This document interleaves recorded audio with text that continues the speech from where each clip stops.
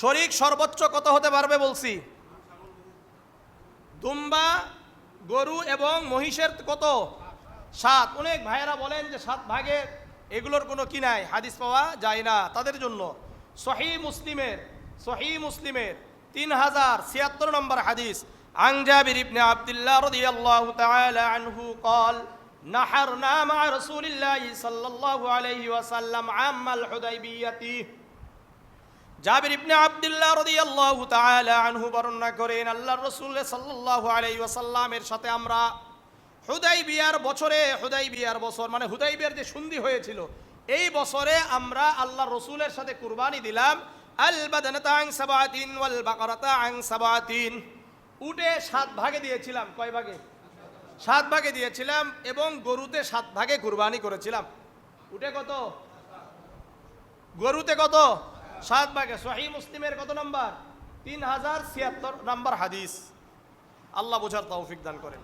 তাহলে ভাগে দেওয়া যাবে এক থেকে যে কোনো ভাগ, এক থেকে যে কোনো সংখ্যা, একটা গরু, একটা উট, একটা মহিষ এককভাবে একজনের পক্ষ থেকে দিতে পারেন, 2 জনের পক্ষ থেকে দিতে পারেন, 3 জনের পক্ষ থেকে দিতে পারেন, 4 জনের পক্ষ থেকে দিতে পারেন, 5 জনের পক্ষ থেকে দিতে পারেন, 6 জনের পক্ষ থেকে দিতে পারেন, 7 জনের পক্ষ থেকে দেওয়া যায়। কোনো জোর বেজোর সংখ্যার কোনো কি নাই, হিসাব নাই। বারবার বলছি, বারবার এগুলো মনে রাখেন।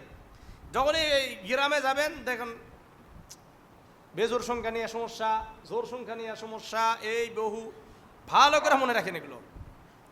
গোশত ভাগে কম বেশি হলে যারা ভাগে দিবেন একেবারে সমান সমান কি হতে হবে? অনুমান করে ভাগ করা যাবে না, অনুমান করে ভাগ করা যাবে না।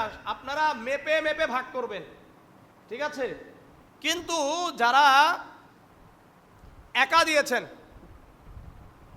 তাদের জন্য কি নাই, এই ভাগাভাগির করা দরকার না, মাপামাপি করা দরকার নাই। শরীকের মাঝে কেউ যদি গোশত খাওয়ার নিয়তে করে, একটা হলো আপনারা যখন করবেন, শরীক নিবেন, তখন সবার সাথে পরামর্শ করবেন আমরা কার জন্য কুরবানি করব। সবাই বলবে আমরা আল্লাহর জন্যই করছি। এরপরেও যদি অন্তরের ভিতরে সমস্যা থাকে এটা তার জন্য দায়ভার সে নিবে। কিন্তু যখন আপনারা একসাথে করবেন অবশ্যই বসে কি করতে হবে? পরামর্শ করবে এবং এই কথাগুলো বারবার বলে নিতে হবে আমরা কিন্তু আল্লাহর জন্যই করছি। কুরবানির পশুতে আকিকা দেওয়া যাবে কিনা? আকিকা দেওয়া যাবে, যেহেতু নুসুক শব্দ কুরবানির জন্য ব্যবহার করা হয়েছে এবং আকিকার জন্য ব্যবহার হয়েছে, কিন্তু সুন্নাহ নয়। আকিকার সুন্নত হলো যদি আপনার ছেলে সন্তান হয় তাহলে 2টি ছাগল দিবেন, অথবা আর যদি মেয়ে সন্তান হয় কয়টা? একটা কথা মনে রাখবেন, সুন্নাহর উপর আমল করার জন্য চেষ্টা করেন। সুন্নতের বাহিরে যাওয়াটা কি নয়, ঠিক নয়। একটা হলো জায়েজ, জায়েজ মানে কোনোভাবে হয়ে গেল, আর একটা হলো সুন্নাত, সুন্নত মানে রসুলের সুন্নতকে ডাইরেক্ট আপনি কি করলেন?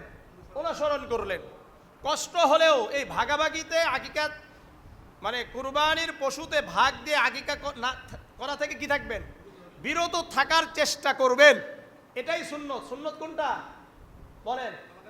ছেলে হলে, মেয়ে হলে একটা। হাদিস কি?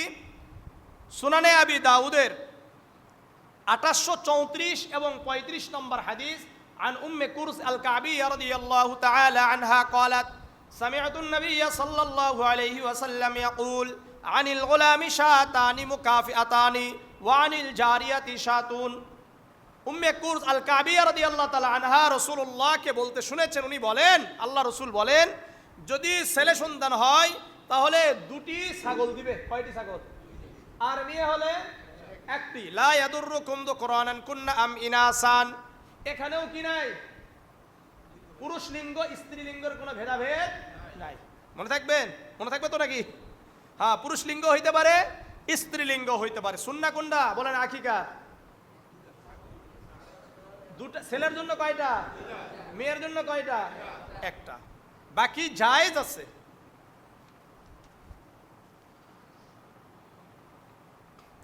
শরীক হয়েছে, অধিকাংশ টাকাই কি হারাম।